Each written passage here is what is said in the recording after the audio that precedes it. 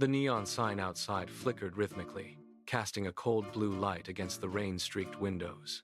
Inside the diner, Sarah wiped the stubborn grease off the counter, her movements slow and heavy. Her apron was a map of the day's struggles, stained with coffee and oil, while her feet throbbed from 10 grueling hours on the hard tile floor. Every cent she earned was a precious step toward a different life, tucked away in a jar labeled nursing school. She was tired, bone-deep weary, yet she held on to that dream with every swipe of her cloth, waiting for the long shift to finally end under the hum of the fluorescent lights. The bell above the door chimed, a sharp sound that broke the silence. Instinctively, Sarah straightened her back, pushing through the fatigue to fix a bright, professional smile on her face. A man stepped inside, his coat soaked through and clinging to his frame.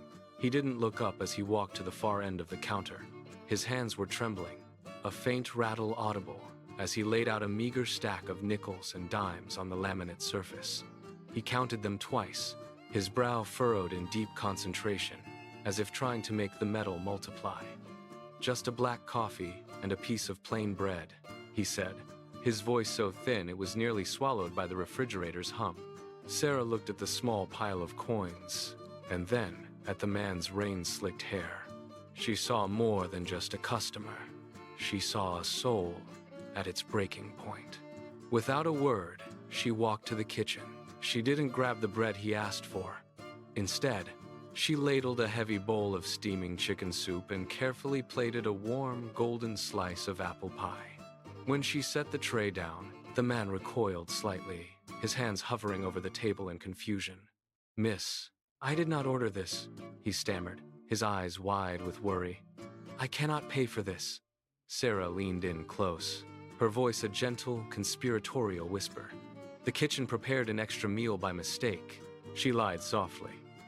"It will only go to waste otherwise.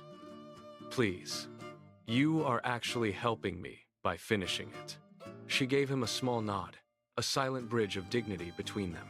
The man hesitated, the warmth of the steam hitting his face, before he finally picked up the spoon. He ate slowly, almost reverently, as the color gradually returned to his pale cheeks. The diner felt quieter now, the storm outside still raging but the tension within having dissolved into a strange peace.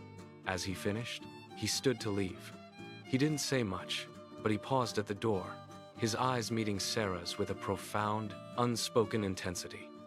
He nodded once, a gesture of deep respect, and then pushed the door open, disappearing back into the dark, swirling storm.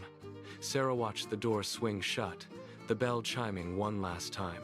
When Sarah went to clear the table, she lifted the heavy ceramic mug. Her heart skipped. There, folded into a precise square, lay a crisp $100 bill.